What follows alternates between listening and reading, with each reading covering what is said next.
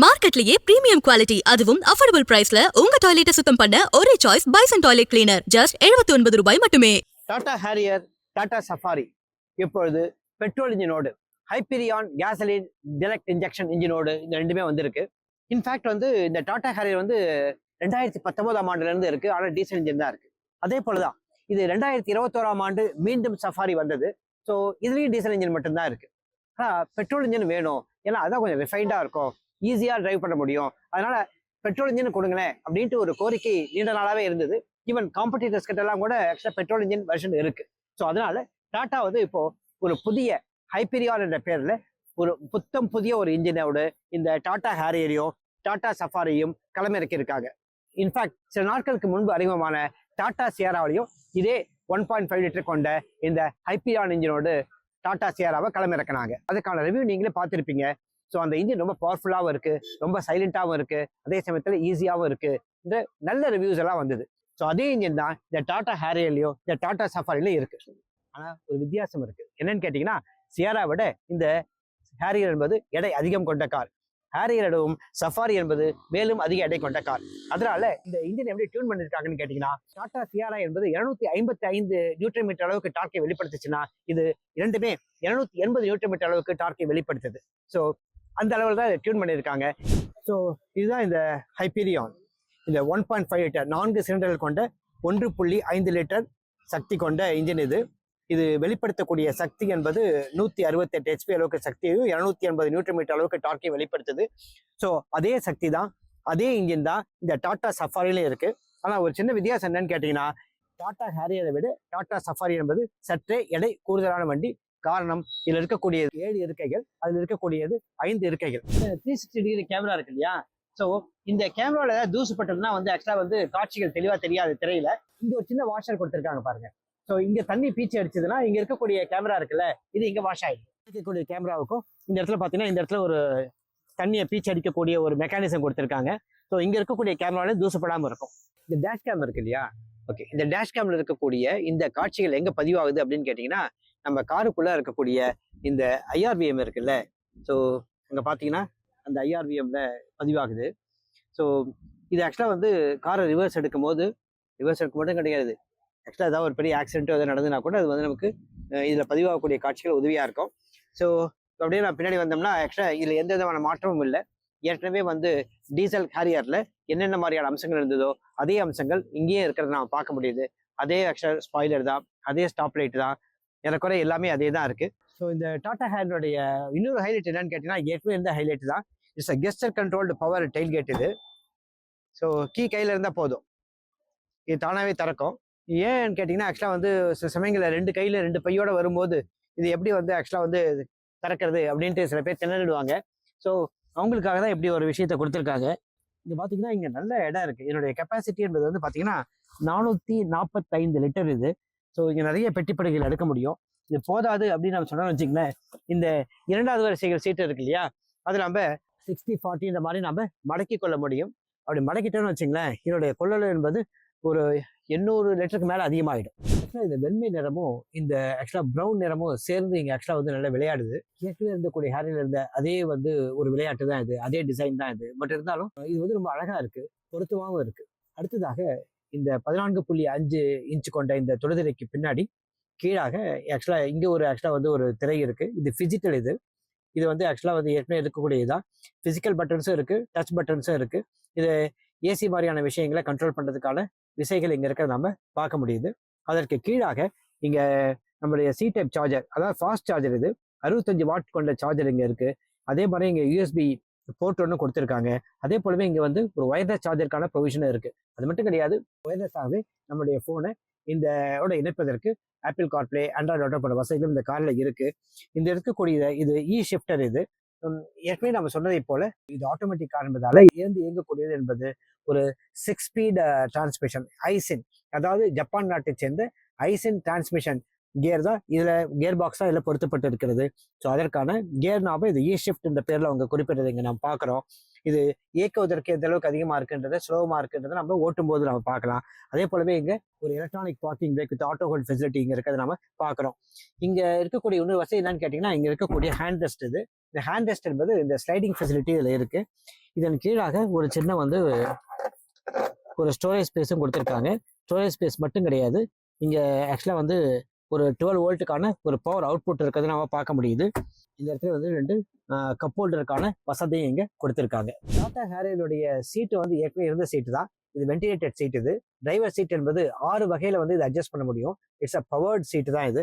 அதே போலவே டிரைவருக்கு பக்கத்தில் இருக்கக்கூடிய இந்த சீட் இருக்குல்ல, இது வந்து 4 வகையில் வந்து இது அட்ஜஸ்ட் பண்ணி கொள்ளக்கூடிய சீட். ஆனால் இதுவும் வென்டிலேட்டட் சீட் தான். திரை வந்து ஆக்சுவலாக பார்த்தீங்கன்னா QLED திரை இது.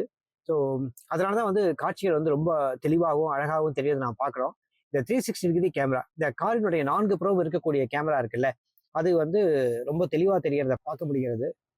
ஸோ காரினுடைய 4 பக்கமும் எந்த தடைகள் இருக்கா இல்லையான்றது இங்கே ரொம்ப தெளிவாக காட்டுது. ஸோ 2Dயாகவும் இதை பார்க்க முடியும், 3Dயாகவும் பார்க்க முடியும். ஸோ எந்த விதமான ஆபத்தும் இல்லாமல் யாரையும் இடிக்காம பார்க் பண்ண முடியும். பார்க் பண்ண காரை வெளியே எடுக்கவும் முடியும். இது வந்து ஒரு கனெக்டட் காரும் கூட. ஏற்கனவே இருக்கக்கூடிய ஃபீச்சர் தான். ஸோ இந்த ஐரான் ஆப் நம்ம ஃபோனில் இருந்தால் போதும். ஸோ ரிமோட் கமாண்ட்ஸ் எல்லாமே வேலை செய்யும். ஸோ இது என்ன பண்ண முடியும்னு கேட்டிங்கன்னா, நம்ம காரை தூரத்தில் இருந்து ஆஃபீஸ்ல வீட்டில் இருந்து பார்க்கிங் லாட்டில் இருக்கக்கூடிய காரை வந்து இன்ஜின் ஸ்டார்ட் பண்ண முடியும், ஏசி ஆன் பண்ண முடியும். அதே மாதிரி லொகேஷன் பேஸ்ட் சர்வீசஸ்ன்னு சொல்கிறாங்க இல்லையா, அதே மாதிரி வேலட் மோட் இருக்குது, ஜியோ ஃபென்சிங் இருக்குது, டைம் ஃபென்சிங் இருக்குது. ஸோ அதே போல் வெஹிக்கிள் செக்யூரிட்டி ஃபீச்சர்ஸ் இருக்குல்ல. சப்போஸ் காரை நம்ம நிறுத்தி வைக்கிற ரோட்டில் யாராவது வந்து திருட முயற்சிக்கிறாங்கன்னா நமக்கு வந்து அலர்ட் ஃபங்க்ஷன்ஸ் எல்லாம் அதில் கொடுக்கும். நம்ம காரில் யாராவது திருட முயற்சி பண்ணால் நம்ம ஃபோனில் வந்து அதுக்கான அலர்ட் மெசேஜ் வரும். நம்ம அதை இம்மொபிலைஸ் பண்ணக்கூடிய விஷயமும் இங்கே இருக்குது. அதே மாதிரியே வெஹிக்கிள் டயக்னோஸ்டிக்ஸ்ன்னு இருக்கு இல்லையா, ஸோ அதுவும் பண்ண முடியும். அதாவது வந்து எப்போ இது சர்வீஸ் விடுறோம், இல்லை வந்து எந்த அளவுக்கு நம்ம வந்து திறமையாக ஓட்டுகிறோம், அதாவது கேமிஃபிகேஷன், அதாவது வந்து கடைசியாக ஓட்டும் போது எந்த அளவுக்கு இது மைலேஜ் கொடுத்தது, இது முன்ன சிறப்பாக எப்படி ஓட்ட முடியும் போன விஷயங்கள்லாம் இந்த ஐரா ஆப் இருந்ததுன்னா அதை வச்சு நம்ம தெரிஞ்சுக்க முடியும். அதே போலவே கார் டு ஹோம்ன்ற ஒரு ஃபங்க்ஷன் இருக்கு.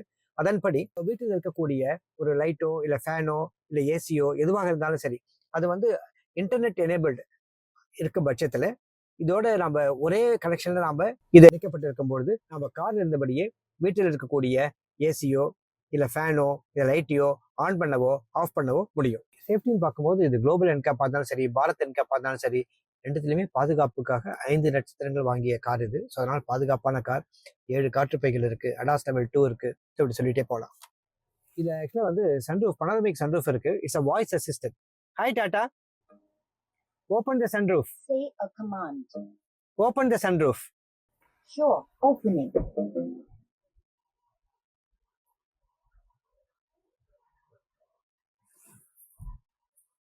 Close the sunroof. Okay, closing.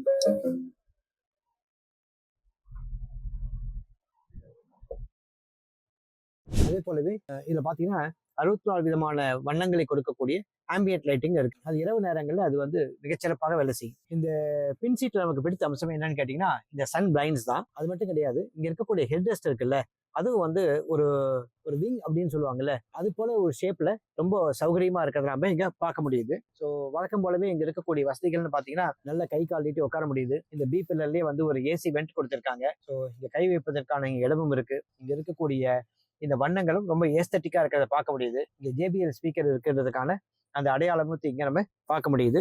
So இந்த இடையில ஒரு பயணி இல்லை என்றால் இந்த இடத்துல ஒரு கப் ஹோல்டரும் வச்சுக்கலாம். இந்த இடத்துல ஒரு ஹேண்ட் ரெஸ்ட்டும் ஒரு ஆர்ம் ரெஸ்ட்டும் இருக்கு.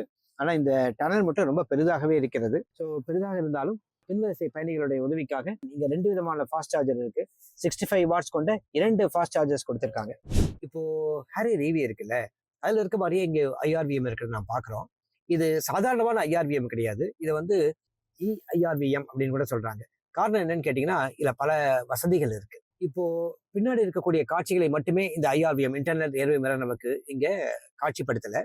மாறாக இங்க டேஷ் கேமும் இன்டெகிரேட் ஆயிருக்கு. ஸோ டேஷ் கேம் போது இங்க 2 கேமரா இருக்கு. ஸோ இந்த IRVM உடைய முன்பகுதியிலே ஒரு கேமரா இருக்கு. ஷார்ட் ஃபின் ஆண்டனா இருக்கு இல்லையா, அந்த ஷார்ட் ஃபின் ஆண்டனாவிலேயும் ஒரு கேமரா இங்க இருக்கு. இந்த 2 டேஷ் கேமரையும் பதிவாகக்கூடிய காட்சிகளை இந்த IRVMல நம்ம பார்க்க முடியும். இதுல 2 வகையில பயன்படுத்த முடியும். ஒன்று என்னன்னு கேட்டீங்கன்னா வந்து, இன் கேஸ் ஆஃப் ஆக்சிடென்ட்ஸ் யாராவது நம்ம கார்ல முன்பக்கமோ இல்லை பின்பக்கமோ வந்து இடிச்சிட்டாங்க, தட்டிட்டாங்கன்னா, அப்போ இந்த காட்சிகளை இங்க ரெக்கார்ட் ஆகும். அந்த ரெக்கார்ட் ஆகக்கூடிய காட்சிகள் இங்க நம்ம பார்க்கவும் முடியும், சேவ் பண்ண முடியும். எங்க சேவ் பண்ண முடியும் அப்படின்னு பாத்தீங்கன்னா, இப்போ நாம பார்க்கக்கூடிய காட்சி என்பது இந்த டேஷ் கேம்ல தெரியக்கூடிய காட்சி. இந்த ரியர் கேமராவில், அதாவது ஷார்ட் ஃபின் ஆண்டனால இருக்கக்கூடிய அந்த கேமராவில் தெரியக்கூடிய காட்சிகள் தான் இப்போ நம்ம இங்க பார்த்துட்டு இருக்கோம். இப்போ எனக்கு இந்த காட்சி வேணாம், எனக்கு வந்து முன்பக்கம் தெரிகின்ற காட்சி தான் வேணும் அப்படின்னு நம்ம சொன்னோம்னு வச்சுங்களேன், அதுக்கு இப்படி ஒரு வியூ இருக்கு. இது ஸ்பிளிட் வியூ. இது காருடைய முன்பக்கமும் இருக்கக்கூடிய காட்சி இது, காருடைய பின்பக்கம் இருக்கக்கூடிய காட்சி இது. இதை உதாரணத்துக்கு நம்ம ஆக்சுவலா வந்து ஒரு போட்டோ எடுத்து வைக்கணும் கூட எடுத்து வைக்க முடியும். Photo taken successful. இல்லை இதை நம்ம வந்து சேவ் பண்ண முடியும்னா இங்க இருக்கக்கூடிய இந்த எஸ்டி கார்ட்லயே நம்ம இங்க சேவ் பண்ண முடியும். அப்படி சேவ் பண்ண விஷயங்கள் இங்க என்ன ஆகும்னு கேட்டிங்கன்னா, நம்ம வந்து நம்மளுடைய லேப்டாப்ல வந்து நம்ம இதை வந்து நம்ம ட்ரான்ஸ்ஃபர் பண்ணிட்டு இன்கேஸ் நமக்கு நாளைக்கு ஏதாவது போலீஸ் இல்லை கேஸ் அப்படின்னு ஆகும்போது என் பேர்ல எந்த தப்பும் கிடையாது, பின்னாடி வந்தவர் தான் இடிச்சிட்டாருன்ற மாதிரி ஒரு விஷயங்களை நம்ம ப்ரூவ் பண்றதுக்கு இது நமக்கு உதவியாக இருக்கக்கூடிய விஷயம் இது. ஸோ அது மட்டும் கிடையாது, இது நம்ம ஜூம் இன் பண்ணலாம், ஜூம் அவுட் பண்ணலாம், ஸோ செட்டிங்ஸை மாற்றிக்கலாம். ஸோ இங்கே நம்ம பேசக்கூடிய இந்த விஷயங்கள்லாம் கூட இங்கே ரெக்கார்ட் ஆகும். லூப் டியூரேஷன் எந்த அளவுக்கு இருக்கு, ஸோ பல விஷயங்கள் இங்கே நான் பண்ண முடியும். ஹைப்பீரியான் பெட்ரோல் இன்ஜின் பொருத்தப்பட்ட டாடா ஹேரியர்ல இருக்கக்கூடிய இன்னொரு ஸ்பெஷல் ஃபீச்சர் வந்து இந்த ஓஆர்விஎம். ஓஆர்விஎம் தான் எல்லாத்துலயும் இருக்கு, ஆனா இது ஸ்பெஷல் என்னன்னு கேட்டீங்கன்னா இது auto sync memory ORVM with auto reverse dip. ரொம்ப பெருசா இருக்குல்ல, ஸோ பயனும் ரொம்ப பெரிதானது, ரொம்ப முக்கியமானது. இப்போ நான் ரிவர்ஸ் எடுக்கணும்னா ஆக்சுவலாக இங்கே 360 டிகிரி கேமரா இருக்கு போதும். பட் இருந்தாலும் கூட எனக்கு இந்த ஓஆர்விஎம் இருக்குல்ல, ஆக்சுவலாக என்ன பண்ணுவேன், நான் வந்து பார்க்கிங் லைன்ஸ் இருக்கேன் அது எனக்கு தெரியணும், அதே சமயத்தில் காரனுடைய பின்பக்கமும் எனக்கு தெரியணும். அப்போ நான் என்ன பண்ணுவேன், நான் இந்த காரை என்ன பண்ணுவேன், காரில் ஓஆர்விஎம்மை கொஞ்சம் கீழ் நோக்கி சாய்ப்பேன். அது ஃபிசிக்கலாக தான் பண்ண முடியும். அதன் பிறகு நான் வந்து முன்னோக்கி நகரணும்னா அது திரும்ப நான் பழைய பொசிஷனுக்கு கொண்டு வரணும். ஸோ இதெல்லாம் நான் வந்து மேனுவலாக பண்ணுவேன். இப்போ இது மேனுவலாக பண்ண வேண்டியதில்லை, ஒரே ஒரு தடவை இந்த மெமரி ஃபங்க்ஷன்ஸை நான் செட் பண்ணிட்டா போதும். என்ன நடக்குதுன்னு பாருங்க. இப்போ செட் பண்ணி வச்சிருக்கேன், இப்போ என்ன நடக்குதுன்னு பாருங்க. இப்போ நான் வந்து ரிவர்ஸ் எடுக்க போறேன். ஸோ இப்போ அந்த ஓஆர்விஎம் வந்து தானாவே கீழ் நோக்கி நம்ம குனியறதை பார்க்குறோம், சாய்வதை பார்க்குறோம். இதான் ஆட்டோ ரிவர்ஸ் டிப் என்பது. இப்போ நான் ஆக்சுவலாக என்ன பண்ணுவேன், இந்த பார்க்கிங் லைன் இருக்கு. ஸோ எனக்கு அந்த ஓஆர்விஎம்ல எனக்கு இந்த பார்க்கிங் லைன் எங்க இருக்குன்னு இப்போ கரெக்டாக எனக்கு தெரியுது. ஸோ அதனால நான் அதை பண்ண முடியும். அது மட்டும் இல்லை, கார் எங்க முடியுதுன்றது எனக்கு எங்க தெளிவாக தெரியுது. சரி, இப்போ நான் இங்க பண்ணிட்டேன். இப்போ என்ன பண்ண போறேன்னு கேட்டீங்கன்னா, இப்போ வந்து நான் காரை முன்னோக்கி நகர்த்த போறேன். இந்த காரை முன்னோக்கி நகர்த்தும் போது பார்த்தீங்கன்னா அந்த ஓஆர்விஎம் பழைய பொசிஷன் தானாவே வந்துடுது. இது எப்படி பண்ண முடியும் அப்படின்னு கேட்டீங்கன்னா, இந்த மெமரியை செட் பண்ணணும். மெமரி செட் பண்றதுன்றது எப்படி நம்ம சீட் மெமரி நம்ம செட் பண்றோமோ அதே போலவே இந்த சீட்ல M123 இருக்கு இல்லையா, அப்போ அதை செட் பண்ணும் போதே நம்ம வந்து இந்த ஓஆர்விஎம் சேர்த்து செட் பண்ணிட்டோம்னா நமக்கு இது ரொம்ப ஈஸியா இருக்கும். ஹைப்பீரியான் பெட்ரோல் டைரக்ட் இன்ஜெக்ஷன் தொழில்நுட்பத்தில் இயங்கக்கூடிய இந்த புதிய இன்ஜின் இந்த டாடா ஹேரியர்ல எப்படி செயல்படுது பார்க்கலாம் வாங்க. முதல்ல நம்ம என்ன பண்ணலாம்னு கேட்டீங்கன்னா, இந்த காரோட மைலேஜ்னு ஒரு விஷயம் இருக்கு. இவங்க வந்து ஐகேட் அப்படின்னு இந்த டெல்லியில வந்து ஒரு இடம் இருக்கு. அங்கதான் வந்து கார்கள் வந்து பலவிதமான பரிசோதனைக்கு உட்படுத்துவாங்க. ஸோ அந்த பரிசோதனை சாலையில இந்த கார் வந்து 25 கிலோமீட்டர் அளவுக்கு மைலேஜ் கொடுத்ததா சொன்னாங்க. சரி, பரிசோதனை சாலையில கொடுக்கறது வேற, நெடுஞ்சாலையில கொடுக்குமா, நகர்ப்புற சாலைகள் எவ்வளவு கொடுக்கும்? ஸோ இதெல்லாமே வந்து ஒரு கேள்விக்குறிதான். மைலேஜும் பர்ஃபார்மன்ஸும் என்பது ஒரு தராசனுடைய 2 தட்டுகளை போல. ஆக்சுவலா மைலேஜ் அதிகமா போச்சுன்னா பர்ஃபார்மன்ஸ் கீழே போகும், பர்ஃபார்மன்ஸ் மேலே போச்சுன்னா மைலேஜ் கீழே போகும். பட் இது ரெண்டுத்தையும் எப்படி சமன் செய்யறாங்க என்பதுதான் வந்து தொழில்நுட்பம். இந்த தொழில்நுட்பத்தை டாடா இந்த ஹைப்பீரியான் இன்ஜின் கொண்டு எப்படி எதிர்கொண்டு இருக்கிறது அதுதான் பார்க்க போறோம். இந்த ஹைப்பீரியான் இன்ஜினோடு இயங்குவதற்கு ஒரு சரியான ஜோடி வேணும். அந்த சரியான ஜோடி தான் இந்த 6 கியர்கள் கொண்ட இந்த ஐசின் டிரான்ஸ்மிஷன். இந்த ஐசின் என்பது உலக புகழ்பெற்ற ஒரு கியர் பாக்ஸ். இது ஜப்பான் நாட்டை சேர்ந்தது. போட்டியாளர்களிடமும் இந்த ஐசின் கியர் பாக்ஸ் கொண்ட வாகனங்கள் இருக்கிறது. இந்த ஐசின் கியர் பாக்ஸ் இந்த ஹைப்பீரியான் இன்ஜினோடு இயந்து எப்படி செயல்படுகிறது அதான் இப்போ முதல்ல பார்க்க போறோம். இங்க different type of driving modes இருக்கு. முதல்ல நம்ம சிட்டி மோட்ல வச்சு நம்ம இதை இயக்கலாம். ஸோ நம்ம ஒரு 5 to 10% தான் வந்து ஆக்சுவலாக ஆக்சிலேட்டர் பண்ணி நம்ம ப்ரெஸ் பண்ணோம். பட் இருந்தாலும் வந்து நமக்கு எந்த அளவுக்கு தேவையோ தேவைக்கு அதிகமாகவே சக்தி வெளிப்பட்டதை நம்ம பார்த்தோம். இப்போ நம்ம என்ன பண்றோம்னு கேட்டிங்கன்னா, நம்மளுடைய வேகத்தை இன்னும் கூட்டுவதற்கு ஒரு 5 to 10% இருந்த இடத்துல இப்போ 20 to 30% வந்து இப்போ நம்ம வந்து நம்மளுடைய ஆக்சிலேட்டர் பெடல் நம்ம ப்ரெஸ் பண்றோம். இப்போவும் ஆக்சுவலாக வந்து நமக்கு தேவையான அளவுக்கு சக்தியை இது கொடுக்குது, எந்த அளவுக்கு குறையும் வைக்கல. சரி, ஸோ இந்த சிட்டி மோட்ல தான் இன்னும் வச்சு ஓட்டிட்டு இருக்கோம். பட் இருந்தாலும் இது ஓட்டுவதற்கு உற்சாகம் கொடுக்க வகையில வந்து இருக்கு. அதுவும் இந்த சாலைகள்லாம் வந்து ரொம்ப வளைந்து நெளிந்து செல்கிறது. ஸோ இப்படி செல்லும் போது இந்த ஸ்டியரிங் இருக்குல்ல, அதுவும் நம்மோட சேர்ந்து ஒத்துழைக்குது. நம்ம என்ன சொல்கிறோமோ அந்த கட்டளை இதுவும் வந்து செவ்வனே ஆன் டாட் அப்படின்னு சொல்லுவாங்கல்ல, அந்த அளவுக்கு இது நிறைவேற்றுவதை நம்ம பார்க்க முடியுது. திரும்ப நம்ம இன்ஜினுக்கு வரோம். இந்த இன்ஜின் என்பது எந்த அளவுக்கு சத்தம் இல்லாமல் இயங்குகிறது. நம்ம இந்த இன்ஜின் நம்ம என்ன பார்த்தோம்னு கேட்டிங்கன்னா, வந்து இன்ஜினை ஸ்டார்ட் பண்ணிட்டு வெளியில இருந்து இது எந்த அளவுக்கு சத்தம் கேட்குதுன்னு நான் பார்த்தோம். அப்படி பார்க்கும்போது ஒரு விஷயத்தை நம்ம கவனிச்சோம். இது ஐடில்ல சத்தமே எழுப்பல. இந்த இன்ஜின் வந்து மிக மிக குறைவான ஒரு சத்தம் தான் எழுப்புறதை நம்ம பார்த்தோம். அப்படின்னும் போது நம்ம குறைவான வேகங்கள்லையோ மிதமான வேகங்கள்லையோ அதிவேகங்கள்லையோ இதே மாதிரி இந்த சத்தம் இல்லாமல் இயங்குமா இல்லை சத்தம் போடுமா, அதான் இப்போ பார்த்துட்டு இருக்கோம். இப்போ நம்ம 50% மேலே நம்ம ஆக்சிலேட் பண்ண நம்ம இப்போ ப்ரெஸ் பண்ணுறோம். உற்சாகம் தரும் அளவில் இதனுடைய ஓட்டுதல் இல்லை, பட் இருந்தாலும் போதுமான அளவுக்கு இதனுடைய சக்தி வெளிப்படுறதை நம்ம பார்க்குறோம். இது ஐடியில் இருந்த போது சத்தம் வந்து மிக குறைவாகத்தான் வந்து நம்ம கேட்டுது.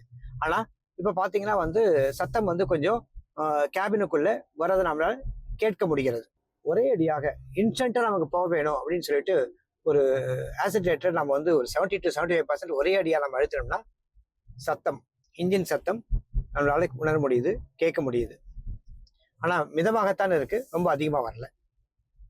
சரி, இப்போ நம்ம இது மட்டும் ஓட்டுறது வந்து சிட்டி மோடு. இப்போ நம்ம ஈகோ மோட்ல வச்சு ஓட்டி பார்க்கலாம்.